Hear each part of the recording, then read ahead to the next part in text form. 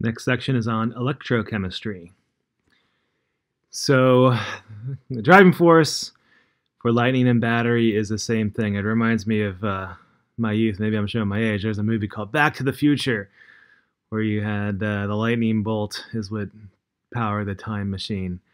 And generally speaking, well, this is always true, electrons flow from negative charge towards positive charge. So if you study circuits, circuits are set up such that the positive charge flows towards the negative charge, and that's actually the electrons, the ones that move. And it was a mistake, if you will. I don't know, it's a guess that Ben Franklin made, and he guessed wrong. But it turns out that the negative charges are the ones that actually move. And so, actually, in a way, all circuit diagrams are wrong. But in generally, that's how electricity works. And naturally, like with lightning storms, this is how it works. And of course, ground-to-ground lightning is very dramatic. But batteries are a bit more controlled than thunderstorms. And as the electrons flow, we can have the electrons do work. And hence, that's the idea behind using electricity. So for chemistry, though, we can use batteries, and the electrons flow, and they do work, and we use these flowing electrons to do many, many things. So electricity was powering the computer that I'm using to record this video, for instance. And how the electrons flow is via chemical reaction with oxidation reduction. So sometimes shortened to redox. So reduction, oxidation, oxidation, reduction. And whenever there's oxidation, there's always a reduction. So oxidation is loss of electrons, and reduction is gain electrons. So if you need some review on this, I would recommend you look at some of the earlier sections on oxidation and reduction. And an easy way to balance equations is using the half reaction. And the half reaction looks at where the electrons are going. So, and remember, oxidation states tells you where electrons are and where they are around each atom. And if you look at this reaction here, the oxidation product, you have iodide goes to iodate, and then that generates 6 electrons. And here, chlorine goes to 2 chlorides, and to do that, that requires 2 electrons to make that reduction state. So you can see here, oxidation, the electrons are products, and reduction, the electrons are reactants. So to balance redox equations using this, and balancing redox equations, I think it's fun, but I know I'm a weird person in that regards, but it's not the same as balancing other chemical equations because you balance the electrons. So it's a little less obvious when you balance the electrons. You break it down to half reactions, and then you balance the half reactions, and then you add them back together and get rid of like terms. So how do you do this? First of all, you assign oxidation states, write the half reactions, balance the mass of the half reactions. So you add oxygen.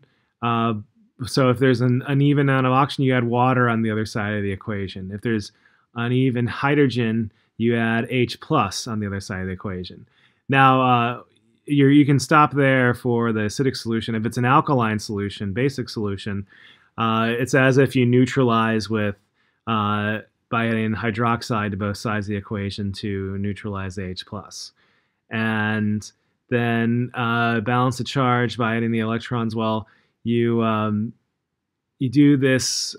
This is probably even before. This is to make sure you have the oxidation reduction to the right. Well, it's balanced, but it's to make sure the number of atoms and the number of electrons are being generated or consumed. Then point number 5 here. Then you multiply the number of electrons generated and consumed to the same number by using the least common denominator. Then you add them together and cancel like terms. Water is going to be very frequently one you'll have to cancel out. And then check.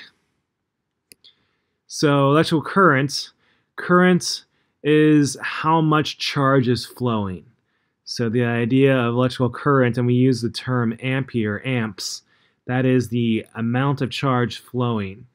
And so it's real easy on the atomic scale here. And if you compare this to atoms, so for instance here, if you put a piece of zinc into a copper sulfate solution, the copper is going to react with the zinc. The electrons will flow from the zinc to the copper, and then copper metal will deposit on the strip of zinc, and the copper ions will leave the solution. You can see in the solution the blue solution on the left is more concentrated. Copper +2 is a blue color, and on the right it's going away. It's not completely reacted because there's still a little bit of blue in the solution, but it'll eventually over time it'll react all the way. So for current though is the number of electrons, and the unit is amp, and the amp it's a coulomb per second. So it's a charge of a coulomb of charge per second, and an amp, well, a coulomb is the equivalent to 6.242 times 10 to the 18 electrons. So coulomb is just the SI unit for charge. And you've probably heard of voltage. Voltage is the potential difference. So the potential difference in there. So it's the joules in a volt is joules per coulomb. So energy per charge is what the potential is. So, and also the amount of force that is pushing the electrons is the electromotive force, EMF. This is also, in unit-wise, it's the same thing as the volts. So I think of the difference between potential and current. Current is the number of charges flowing, and so I think of it like water. Like current is like how much water is flowing, and then the potential, the voltage, is how much energy does the water have, or how fast in this case. Electrons aren't going to move any faster because they're not very massive, but water, of course, higher energy means higher kinetic energy. So that's kind of the way I picture it in my mind, if you're wondering what I think about potential versus current. So, but we're going to talk about the batteries and electrochemistry and dealing with different atoms. We can break this down into voltaic cells also. So they have specific voltage called the cell potential, and the voltage, of course, is the potential, the EMF. And it really depends. This potential, it depends on what's connected to each other. The relative strengths of oxidation and reduction of the anode and the cathode. And the standard cell potential, we give it the E0 cell term. And it's the same idea with the standard states that we had before. So 25 degrees Celsius, 1 atmosphere pressure, 1 molar concentration. And we have the different half cells, the electron flow. We will connect them up. I'll show you a diagram in a little bit. But as the electrons flow, then they can do work. And it also requires electron to transfer these electrons. So it's typically a conductor like metal, or graphite is very frequent. Graphite is conductor. And with these chemical reactions, though, you have electrons flowing from one atom to the other. Spontaneously, you're not going to have a buildup of charge. So there has to be a way for charge to flow and balance out. And that's what the idea, we have a salt bridge. So it has an ion exchange, something to exchange ions between the solutions. So anode, I always think of the anode corrodes. So that's one of the things. The anode corrodes. This is where oxidation happens. The cathode grows. You have stuff depositing on it. It means it's being reduced. So the anode corrodes, the cathode grows. And then the salt bridge, this is, I mentioned before, about where the ion exchange can happen. And typically, and this is typically, you can have certain cases, like different batteries do different things. in a way, the lead acid batteries, both the anode and the cathode, corrode because one has lead metal and the other one has lead oxide, and then the dead battery has nothing on them, and then when we charge when it's being recharged, the lead and the lead oxide grows on there. So there's batteries that doesn't. This is not necessarily true, but typically the anode is corroding and the cathode grows. So also, if there is something other than metals, you have to have an inert electrode. Something like platinum or something like that is typically used for hydrogen, so that way it won't react. So here's a voltaic cell as promised. So, and this is, if it's a standard state, everything is going to be at 1 molar. And you have here, in this case, the anode is zinc and the cathode is copper. The truth of the matter is you wouldn't even need a copper strip on there. You would just need a wire, because then, well, I guess then again you might have the copper deposit on the solution. So I guess copper strip would be good. Something with a wire frequently is made of copper. So, but anyways, you have electrodes connected to the anode and the cathode, and then solutions of both at 1 molar. And then you have the salt bridge to have the ion counterbalances. And one thing to note, though, I should mention that the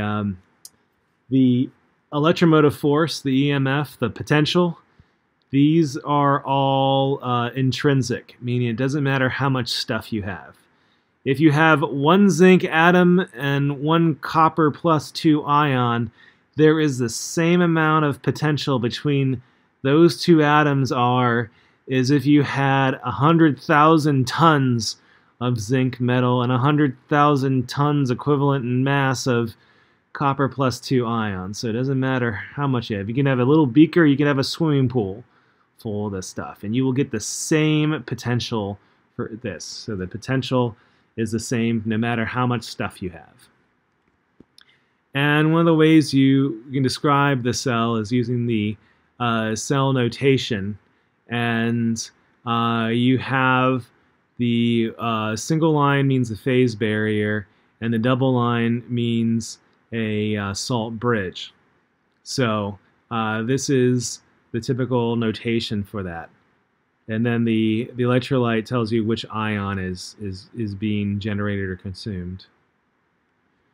So for instance here, if you have an iron in a permanganate solution, and you have the inert cathode there, so that way, the permanganate doesn't react with the cathode, you have the iron metal goes to iron plus 2 ions with a salt bridge, where the permanganate ion reacts to form manganese plus 2 ion and acid, and also it has a platinum, and on the platinum non-reactive noble metal, and platinum is also it's a very useful metal. It conducts electricity very well. Besides that, but it's very non-reactive. But it's, as a metal, though, it's also a catalyst. It's interesting the way it works. It itself is very resistant to corrosion, but it's also extremely useful because it's a great catalyst as well for other applications. So, yeah, platinum. And platinum, of course, is more expensive than gold, but it's not that it's more rare. Platinum is more common than gold, as platinum is just more useful. So standard reduction potential, it's what we do is we compare the, and we decided to pick reduction, and we've decided to, well, we have a reference point, and the reference point, our 0, is hydrogen. So we compare everything to hydrogen and use that as the standard cell potential. It's 0 volts. And then we compare everything to the potential compared to hydrogen. And this is also nice because since the hydrogen is the 0, it also tells us right away which metals are more likely to react to acids. And then the cell potential is just relative to the hydrogen. So we just relate that then to, we picked our 0. The 0, or the origin in this case, is hydrogen. So we can have positive and negative potentials. So it's really just related to hydrogen. So which way do the electrons flow? And so if you look here, comparing zinc and copper, zinc is more likely to oxidize since it's got the positive number there, and copper is more likely to be reduced. So because of that, the electrons flow from zinc to copper. And this is how we measure the cell potential. You relate it to hydrogen gas, and then you just have the different materials, usually metals, but metals and ions in a different solution. You compare them, and then you look at them across a voltmeter. And the half potential, so the hydrogen one is exactly 0 volts. So the standard hydrogen potential is 0. And then the ones that have that go towards reduction have a positive value for the reduction. The ones that move towards oxidation have a negative value for reduction. And the standard EMF, the standard E0 cell for oxidation, is equal to minus that of the reduction. And so then when you have the cell, it says call, it's really cell, is the oxidation plus the reduction. And here are the standard cells right here. And we haven't quite gotten to hydrogen yet. Hydrogen is right there. And the next slide. So basically, all these metals. One of the things I look at all these metals below. They will dissolve in acid. The ones above do not dissolve in acid, with the exception of nitric acid. So you can see nitric acid is on there, and nitric acid has the NO3 minus plus 4H plus. But it's right here. It's right here. Here's the nitric acid, and certain metals. So silver and copper, for instance, will dissolve in nitric, but gold does not. So it's really hard to get gold to dissolve in acid. You have to use something called aqua regia, which is a combination of nitric and hydrochloric. This is an incomplete list, so there's other metals as well, but this has quite a few of metals. So going on, and so whenever you have an equation, though, do not multiply the E0 cells. The standard cell potentials are intensive. It's like density. So when you have two waters, it doesn't double the density of water. The density of water stays the same. Same idea as a standard cell potential. So, and here are the tendencies of the standard cell potentials. So by their rate to be either oxidized or reduced. So predicting the spontaneity, the E0 cell needs to be positive. So for something to be non-spontaneous, something to be spontaneous, the E0 cell needs to be positive. And I'll show you the equations coming up soon. If a positive E0 cell means a negative delta G, negative Gibbs free energy. So when you go through the tables, make sure that there is a positive E0 cell. And I already mentioned here which metal will dissolve in acid. There are some that will dissolve in in nitric acid and not the other acids. So which metal dissolves in nitric but not hydrochloric? I mentioned this before, and it's silver. So from the previous section talking about thermodynamics, electrochemistry is very rooted in this. So just like with negative delta G means spontaneous, E0 is positive, and also the equilibrium constant to be greater than 1. So delta G is equal to minus NF E0 cell. F is Faraday's constant, Michael Faraday's constant, which means that 96,485 coulombs per mole of electrons. So a mole of electrons has that much charge. And a coulomb is the SI unit, the metric unit for charge. And remember, an amp is a coulomb per second. So relationship between, so continuing these, you've already noted before, delta G0 is equal to minus RT ln K. That's from a previous chapter. Now we also said delta G0 is equal to minus NF E0 cell. So here's another equation. Standard cell potential is equal to RT over NF. R is gas law constant, T is temperature, N is the number of moles, in this case number of moles of electrons transferred, F is Faraday's constant, natural log K, K is the equilibrium constant. And if you substitute the values for R, the Faraday constant, and put in 25 degrees or 298.15 Kelvin for temperature, you get the standard cell potential is equal to 0.59292 volts over the number of moles of electrons transferred times the log base 10 of K. And this is kind of an old remnant to before calculators and other stuff. Like we would have log charts. And the natural log of 10 is 2.303, so you can take 2.303 times the log of 10, and that'll give you the natural log, for instance. So non-standard conditions, some from before. Here's the derivation, and this equation, this is known as the Nernst equation. So this is at the non-standard conditions, and this is still at 25 degrees Celsius, I should mention. This is still 25 degrees Celsius. This is non-standard concentrations. So these are concentration cell. Here's a standard cell of zinc and copper, and here is one where you have a dilute solution of zinc and a concentrated solution of copper. And this actually makes more sense, though, right? Because if you're going to have a battery, why would you put extra ions into the anode? The anode is going to corrode, and why wouldn't you jam-pack the cathode full of ions? Because you want more to deposit down, and your battery will last longer, right? So you can see here that at the start, the non-standard conditions and the voltage, the electromotive force, is higher, which makes sense because you probably, from batteries, you notice that when you put in fresh batteries, a lot of times the machine, whatever you put the fresh batteries in, is suddenly teeming with life. And then as the battery is close to being dead, it doesn't work as well. So this explains things you probably have already noticed before.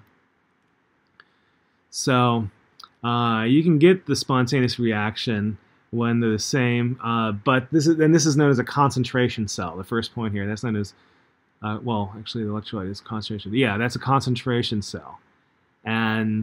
But then using this with the Nernst equation, I'll tell you the spontaneity, so which direction it'll go. And the electrons flow from the electrode from less concentrated solution to the electron to the more concentrated solution. That makes sense, because then that way the concentration of the solutions end up being the same. And this can be done with the same material. It's a concentration cell. So let's talk about applications to electrochemistry. So dry cell batteries, typically, and these are not around as much anymore. You usually use the alkaline batteries, but usually use zinc or magnesium, and that's the anode that corrodes. The cathode is a carbon rod, and in this case, for the old dry cell batteries, manganese oxide, manganese 4 oxide, is reduced. And then more typically we use alkaline batteries, and same anode. The difference is we put it into a potassium hydroxide sort of gel. It says paste in this image, but it's really kind of a gel. And why do they do these? So they have longer shelf life, and they because the zinc doesn't corrode as easily. And most of the batteries, the shell of it is zinc. So lead storage battery, this is known as lead acid batteries. These are very typically used in cars. And they typically have a 12-volt potential, but a series of 6 2-volt cells.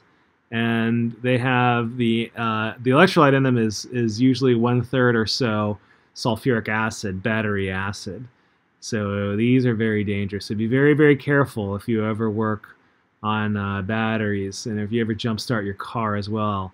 If you hook up the electrodes the wrong way, the battery can explode, and that's exploding with sulfuric acid. So I always wear safety glasses whenever I change out my car's battery, or if I have to jumpstart my car or someone else's car. So please keep that in mind. Protect your eyes from this acid. But the anode is lead, and the cathode is lead oxide. And what's interesting is that for this battery, when it is discharged, you get lead sulfate solution. But when you recharge it, the lead sulfate becomes lead metal and lead oxide. So you have, in a way, you have corrosion at both the anode and the cathode. And lead batteries, like, why do they use them? Well, they're heavy. I mean, you're probably not going to use it in something like a cell phone. But lead batteries are nice because they're not damaged very much by overcharging, whereas lithium ion is a very, very susceptible to overcharging. So nickel cadmium, these are rechargeable batteries.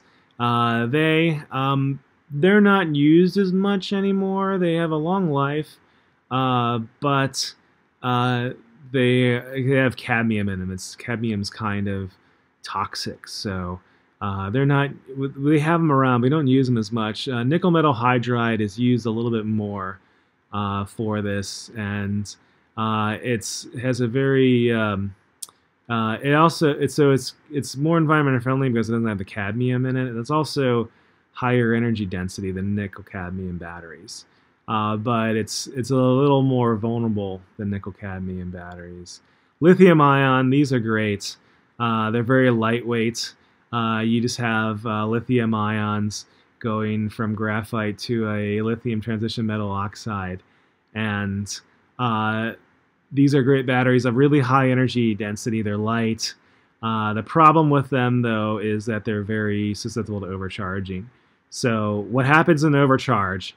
So when you, and it's because lithium metal, if you have the charge, you overcharge it, you reduce the lithium ions to form lithium metal, and then the lithium metal reacts with the components, usually the stuff inside of the battery. The lithium metal will then react with the stuff inside the battery, and it destroys that. So that's the reason why lithium batteries they degrade over time. So if you want to get your lithium batteries to last longer, you do this by not overcharging it. So when you get to the 90-ish%, so don't keep your electronics plugged in at 100%. Because you're just generating more lithium metal, and you're slowly destroying your battery. So it's best if you don't keep it fully charged all the time and keep it plugged in and get it charged more. That's just going to damage things. So that's kind of a user, how you can prevent the battery from degrading. So here shows the overcharge tolerance here. So so one thing with the nickel metal hydride and the lithium ion, especially the lithium ion overcharge, is it's very susceptible to that. But lead storage, we use them in cars. They're the clunkiest ones. You can really hit them hard, and they don't get damaged very frequently. Fuel cells. So this is old technology. It's space age technology. NASA's used this for a while. And to generate electricity, but it's also it's a nice system in NASA because then the byproduct of hydrogen fuel cells, for instance, is water. So water is generated from this, and the now retired space shuttle, also the Apollo program, the Apollo spacecraft and the space shuttles, both retired. They would have hydrogen fuel cells, and that's also how we would give the astronauts water, was the leftover stuff from a fuel cell. So, and what's nice about the fuel cells is they're very, very efficient. So they're also right now very, very expensive. So one of the drawbacks from them, and we are looking to see if we can use fuel cells. So a breathalyzer, for instance, there are a couple different types of breathalyzers. The one that the police officers tend to use are actually fuel cells. You're actually using a fuel cell to burn, see what the level of ethanol is in the breath of the individual. But this is a hydrogen fuel cell. And so non-spontaneous reactions can happen, but they require energy. So for instance, the alternator in your car recharges the battery, also provides energy, but also one of the jobs that the alternator in your car does is to recharge the car battery. And the electrolytic cells, you can reverse the well, repulsive polarity, if you will. Put the electromotive force the opposite way, it'll charge the battery back up. Electrolysis is one way you can drive a non-spontaneous reaction. A very common type of electrolysis is to crack water, turn water into hydrogen and oxygen. Electrolysis is not typically used to make hydrogen in industry. Hydrogen in industry is usually made either from reformation. That's when you take a hydrocarbon and and cyclize it, and then hydrogen pops off that way. That's one way to get hydrogen. That's usually a byproduct. Another way is to reform steam. So you take methane and you react it with water vapor, and that generates hydrogen and either carbon monoxide or carbon dioxide. So that's typically how we get hydrogen in industry. Where this is used, water to break apart into water to break apart into oxygen and hydrogen. This is done in nuclear subs. So if you wonder how a nuclear sub can stay underwater for so long, it's because they crack water to get their oxygen. So they generate their own oxygen, and then they dump the hydrogen off the side of the boat. So this is not typically done, though, to generate hydrogen, like I said. It's usually, with the exception being nuclear subs, to generate oxygen. And voltaic versus electrolytic, so it's the current. So the voltaic cell, it's spontaneous, and it generates potential, and then work can be done with that potential. The electrolytic cell goes the other way, and you recharge the battery, if you will. So, and you draw the electrons away from the anode, and they're forced into the cathode. And then you have the non-spontaneous reaction that way. And you have to supply the electromotive force on this. And of course, if you notice, with nothing is free, right? With the second law of thermodynamics, you need to have the overvoltage. It takes more energy to recharge the battery than the battery puts out. So let's talk about some pure compounds. Generally speaking, the compound must be liquid, and the electrodes, these are normally graphite. And cations are reduced and anions are oxidized. So this is how we get certain things. Like if you ever wonder where sodium metal, for instance, comes from, it comes from this. So here is electrolysis of sodium chloride, and then if you take an inert electrode like carbon or platinum has a really high melting point. So you could use platinum, or you could use thorium. Thorium has a really high melting point as well. But thorium, of course, is radioactive, so it's not used as much. But you have a voltage source, an anode, and a cathode. You will get sodium metal to grow on the cathode, and chlorine gas will be generated on the anode. And this used to be how we would get chlorine gas. And well, that's still how we get sodium metal. And if you have more than one ion, then the one with the least negative or most positive reduction potential goes first. And if there's more than one anion present, it's the least negative or more positive oxidation potential. You can also do this in some aqueous solutions. And so, for instance, you can have, for water, reduction of water to form hydrogen, and also oxidation of water to form oxygen. These are the different the two equations there for water. And so oxidation of the electrode, graphite is typically used. Sometimes, like I said, platinum, but and half reactions that have the least overall cell potential will occur. So, and unless you put too much electromotive force in it, then that can change it. So we can do electrolytic cells with aqueous solutions, and this is how, for instance, we make bleach now. So in this case, it's sodium iodide. but you can use sodium chloride, and in doing so, it'll form hydrogen gas, and it'll form also, well, in this case, it's forming iodine. But if you use chlorine, you can make chlorine. You'll make chlorine gas. And in this case, though, the halogen, in this case, it's iodine, but it could be chlorine or bromine. It's going to react with the solution, and you'll form hypochlorite, or the hypohalite. It'll be a mixture of the 8 and the hypoite, more, and it seems to be more common to have the hypoite. So in this case, you will form sodium hypoiodate solution from this. And if you put chlorine, if you put sodium chloride in there, you'll make sodium hypochlorite, which is bleach. So this is how you make bleach, for instance.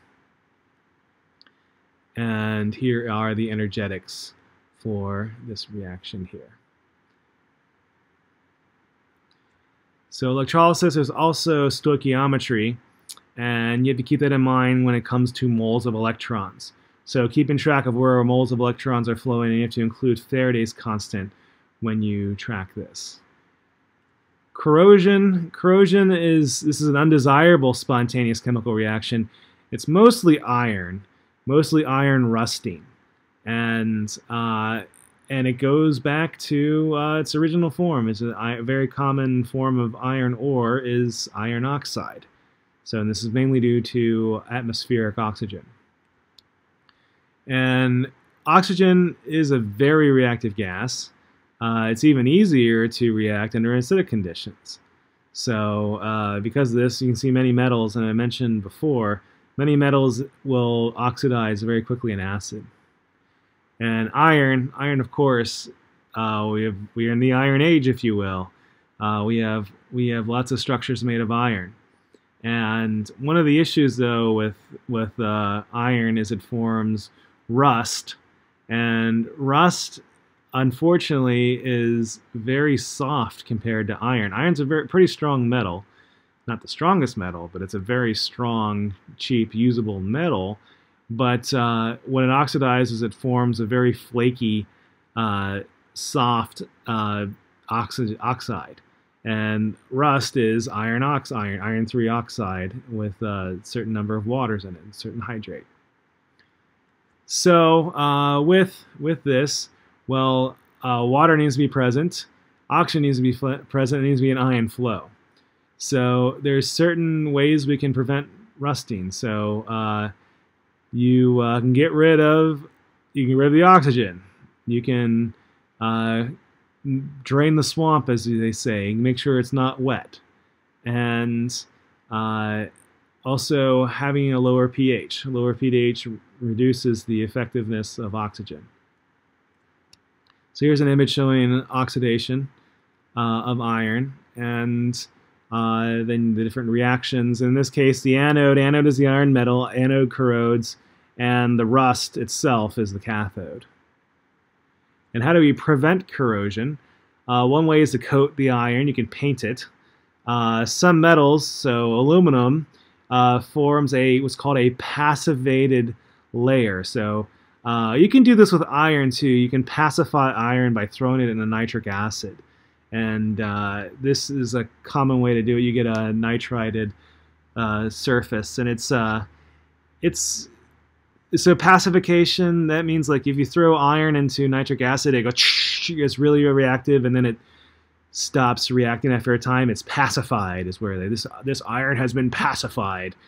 But aluminum forms a really hard oxide layer, and that aluminum oxide is also known as sapphire, which is the second hardest naturally occurring mineral.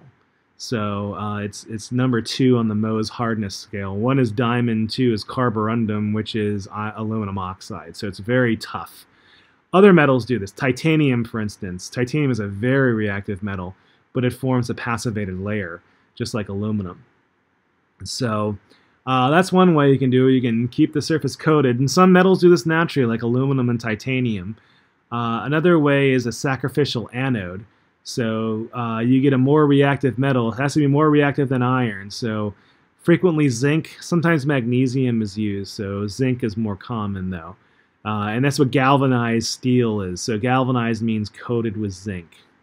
And the sacrificial anode, so if you have something like an iron pipe and you don't want the iron pipe to corrode, you put the sacrificial anode on the pipe, and every once in a while you just go and you dig it up and you replace that. You put plugs, big plugs of zinc on iron pipes, and you have to replace them every bit periodically over time.